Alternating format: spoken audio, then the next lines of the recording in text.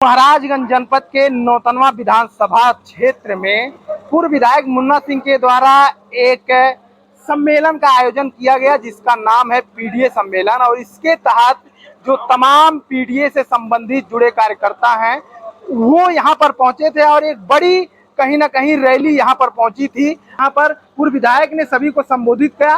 आइए हम बात करते हैं पूर्व विधायक से और जानते हैं कि इस कार्यक्रम का क्या उद्देश्य है। हमारे साथ पूर्व विधायक मुन्ना सिंह हैं। जो सम्मेलन आयोजन किया गया है इसका क्या उद्देश्य है?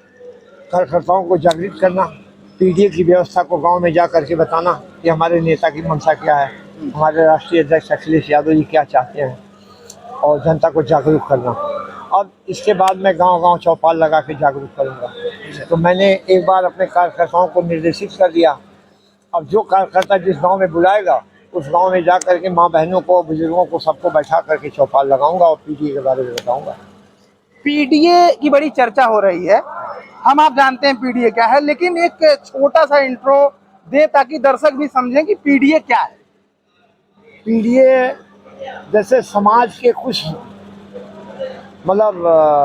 ये कह लीजिए कि सामंतवादी व्यवस्था में जीने वाले लोग पीडीए के खिलाफ बोल रहे हैं।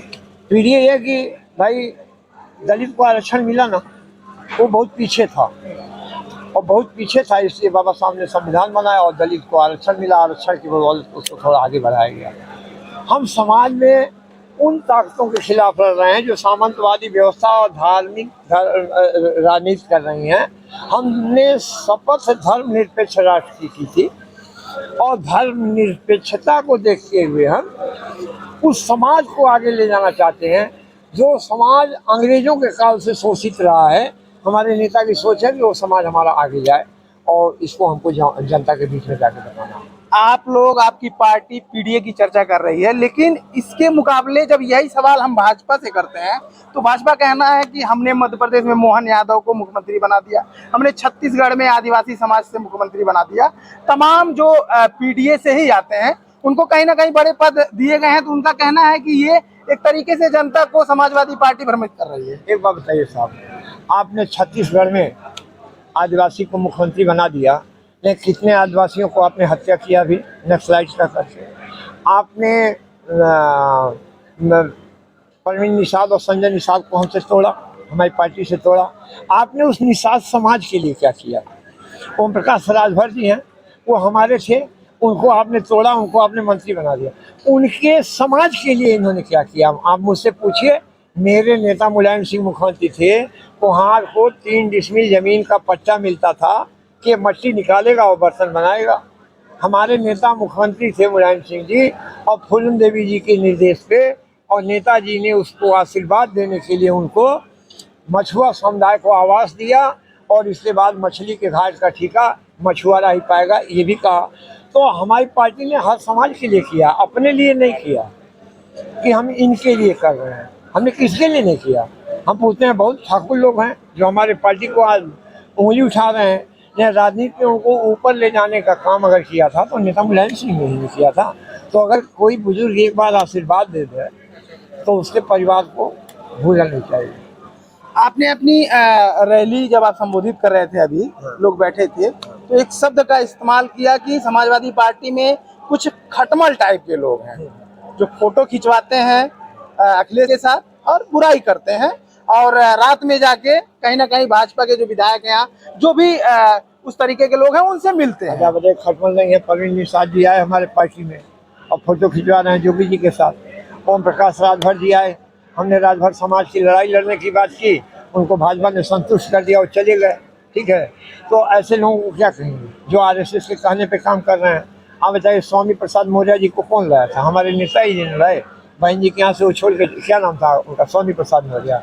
आप बताइए, हमारी पार्टी में आए, ठीक है, भगवान राम को उन्होंने गाली दी, हम लोग गाली देने वाले हैं? आप बताइए, हम पूजा नहीं करते हैं? हमारे नेता शंकर जी का मंदिर बनवा रहे हैं, हमारे नेता मुलायम सिंह जी पूजा नहीं करते थे, हनुमान जी के पहले पूजा करते थे। ये केवल झगड़ा लगाने की बात है। और हमारा समाज, हमारी पार्टी कभी भगवान का विरोध नहीं करती है, एक गलत लगाने का। संविधान के लिए कोई बात हो जाए तो हो जाए, लेकिन ये कहिएगा कि हम धर्म के नहीं हैं, तो कैसे हम धर्म के नहीं हैं साहब? आप बताइए, आजम खान साहब का स्कूल गिरवा दिया गया, आजम साहब के साथ जो व्यवहार किया गया आप देखें। कहा गया साहब ये अपने स्कूल में जाने के लिए वो बनवाए थे, ओवरब्रिज बनवाए थे। आप गोरखपुर के रहने वाले हैं ना, मानीराम से आप ओवरब्रिज पे चलिए तो क्या जोगी जी का जो मेडिकल कॉलेज उसमें जाने के लिए ओवरब्रिज नहीं बना? अगर वो आजम खान साहब का बना था, सरकार के पैसे का था, तो क्या जो गोरखपुर में बना है जोगी जी के पैसे का? ये सब बातें कहने की है, वोट के लिए एक दूसरे को आदमी ये सब कह रहा है, ये नहीं होना चाहिए, समाज का भला होना चाहिए। अच्छा, एक व्यक्तिगत सवाल है मेरा आपसे। अभी सावन का महीना चल रहा है और एक समय आता है कि मुस्लिमों का त्योहार होता है, तो उसमें एक चीज मैं देख रहा हूँ, ये सोशल मीडिया का सवाल है, आपसे मैं जानना चाहता हूँ कि लोग रोड पे नमाज नहीं पढ़ सकते हैं। हाँ। लेकिन अभी सोशल मीडिया पे एक ट्रेंड चल रहा है कि आखिर क्यों कांवड़ यात्रियों के द्वारा रोड को जाम किया जा रहा है, तो इस पे आप या आपकी पार्टी क्या कहना चाहती है? देखिए, ये सरकार मुस्लिम विरोधी है, ठीक है ना।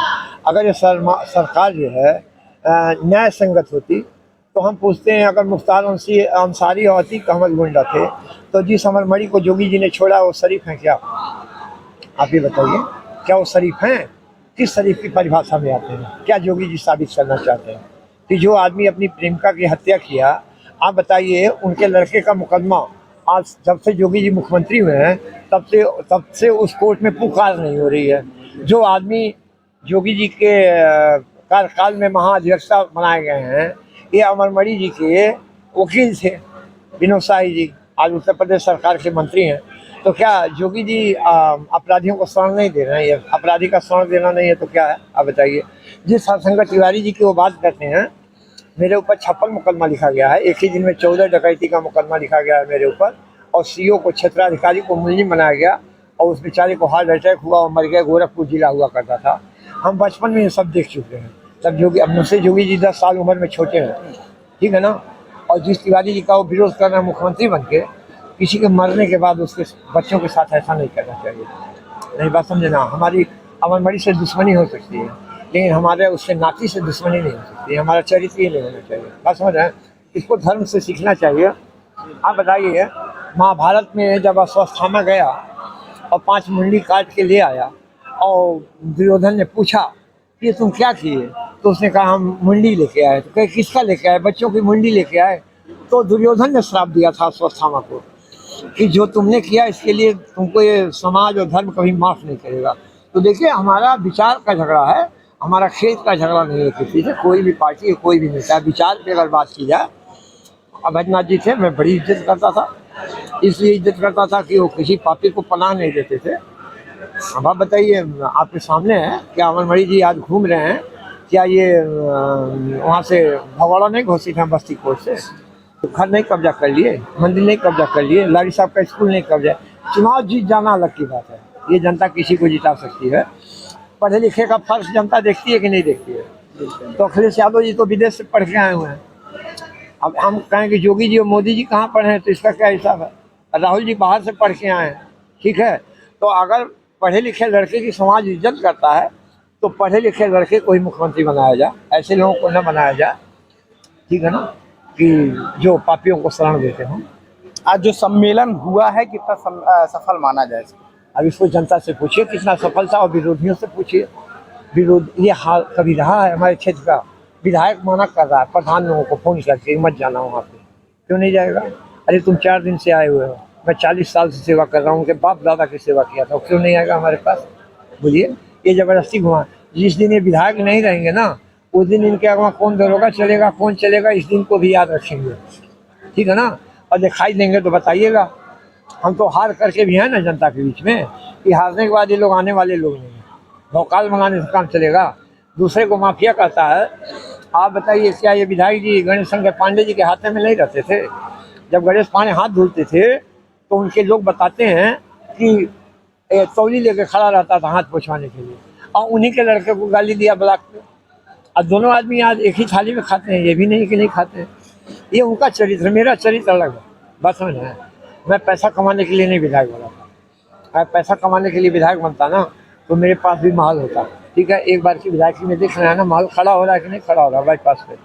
पैसा कहाँ से आता है? ये हैं पूर्व विधायक मुन्ना सिंह और यहाँ पर सम्मेलन का आयोजन किया गया। कहीं ना कहीं भीड़ तो काफी थी।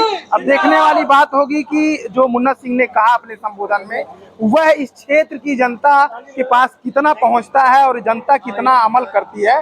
बाकी इस खबर को लेकर आप क्या कहना चाहते हैं, हमारा कमेंट बॉक्स खुला हुआ है, आप उसमें अपनी राय रख सकते हैं।